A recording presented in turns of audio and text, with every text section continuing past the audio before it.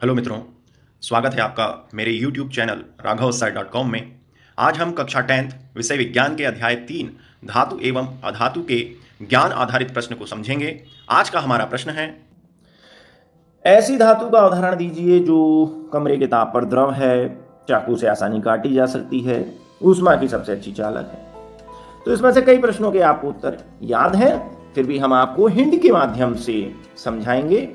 हम यहाँ पर कुछ चित्रों के माध्यम से आपको समझा रहे हैं। हम उत्तर आपको चित्रों के द्वारा क्यों बताते हैं? क्योंकि जो चित्र हैं, जो दृश्य हैं, उनको हम कभी भूलते नहीं हैं। और कहा भी जाता है कि vision memory is the finest memory. अगर आप किसी चीज को देख लेंगे तो उसे कभी नहीं भूलेंगे। तो ये देखिए, एक चित्र आपके सामने आ गया है। यहाँ पर एक धातु दिखाई दे रही है, बिल्कुल चांदी की तरह चमकती हुई चमकदार धातु, लेकिन ये तरल या द्रव रूप में है। और इसकी एक और विशेषता है कि अगर ये कम मात्रा में हो तो ये गोल बूंदों के रूप में तैयार हो जाती है, क्योंकि इसका पृष्ठ तनाव बहुत ज़्यादा होता है। ये हमारी हथेली को, ये अगर मैं इस धातु को अगर मैं किसी पत्ते पे ले लूं केले के, तो केले के पत्ते को, या कांच पे ले लूं तो कांच को गीला नहीं करती। और इसका उपयोग हम तापमापी और दाबमापी में करते हैं। देखिए, तापमापी में नीचे बल्ब है। इस बल्ब में धातु भरी हुई रहती है। जब हम इसे ऊष्मा देते हैं, हमारे शरीर की गर्मी, तो इसमें प्रसार होता है और ये तरल धातु इस तापमापी के अंदर बनी हुई केश नली के ऊपर चढ़ जाती है और हमें शरीर का तापमान पता चल जाता है।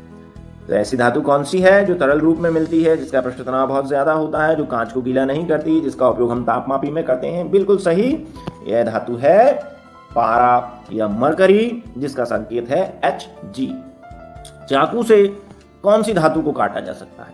तो मैं आपको बताना चाहूंगा कि लिथियम, सोडियम, पोटेशियम, जो कि आवर्त सारणी के समूह 1 की धातुएं हैं, ये सभी बहुत ही नरम धातुएं हैं। इन्हें हम चाकू से या अपने नाखूनों से आसानी से काट सकते हैं। तो हमारा अगला उत्तर है सोडियम और पोटेशियम। ऊष्मा की सबसे अच्छी चालक धातु, तो अभी हमने आपको इसके पहले वाले प्रश्न में बताया। ऐसी धातु जिसमें से ऊष्मा बहुत आसानी से बह जाती है एक सिरे से दूसरे सिरे की ओर, और वो सबसे अच्छी चालक धातुएं हैं तांबा और एल्यूमिनियम, और साथ ही साथ में चांदी। ये देखिए, यहाँ पर जो पहले नंबर पे दिखाई दे रहा है, ये कॉपर वायर है, और जो दूसरी और बीच में और सीधे हाथ तरफ जो तार दिखाई दे रहा है, ये भी कॉपर वायर है, लेकिन इसके तांबे का तार है, लेकिन इसके ऊपर गोल्ड और सिल्वर की पॉलिश कर दी गई है। ये सिल्वर और गोल्ड प्लेटेड कॉपर वायर है।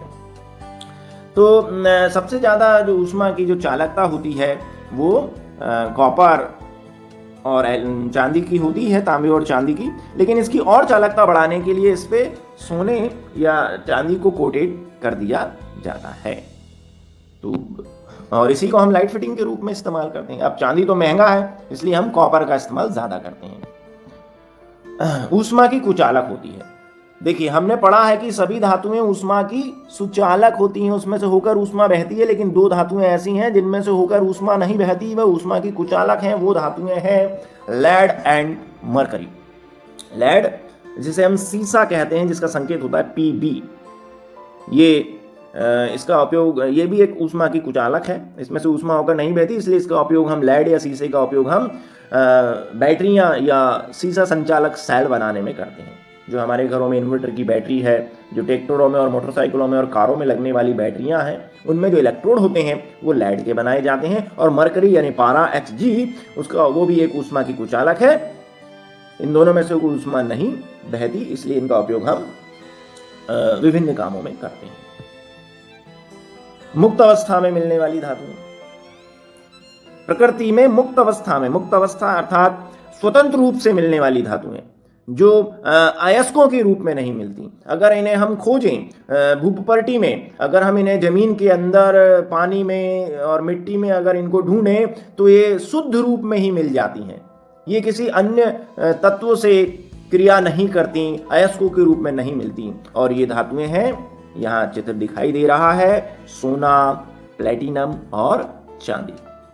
ये क्षीण क्रियाशील धातुएं हैं, ये किसी अन्य तत्व से क्रिया नहीं करती, ये अयस्क नहीं बनाती, इसलिए प्रकृति में स्वतंत्र या मुक्त रूप से ही मिल जाती हैं। इनके अयस्क नहीं होते। जमीन में से खोदोगे 24 कैरेट शुद्ध सोना आपको मिल जाएगा। और दूसरी बात है ये आसानी से संक्षारित भी नहीं होती। क्यों नहीं होती? क्योंकि ये क्रियाशीलता इनकी बहुत कम है, इसलिए ये किसी भी अन्य तत्व से, या हम बोलें कि वायुमंडलीय गैसों से क्रिया नहीं करती, इसलिए इन पे जंग नहीं लगती, इनका संक्षारण नहीं होता, और ये 2 गुण के कारण ही इनका उपयोग हम आभूषण बनाने में करते हैं। तो हमारे मुक्त अवस्था में मिलने वाली धातुएं और आसानी से संक्षारित न होने वाली धातुएं और आभूषण बनाने के लिए प्रयोग में आने वाली धातुएं, इन तीनों का उत्तर एक जैसा ही है, सोना, चांदी और प्लेटिन। चलिए, उम्मीद है आपको यह वीडियो बहुत पसंद आया होगा। इसे अधिक से अधिक लाइक एवं शेयर कीजिए तथा ऐसे अन्य शिक्षास्प्रद वीडियो को देखने के लिए मेरे चैनल को सब्सक्राइब कीजिए।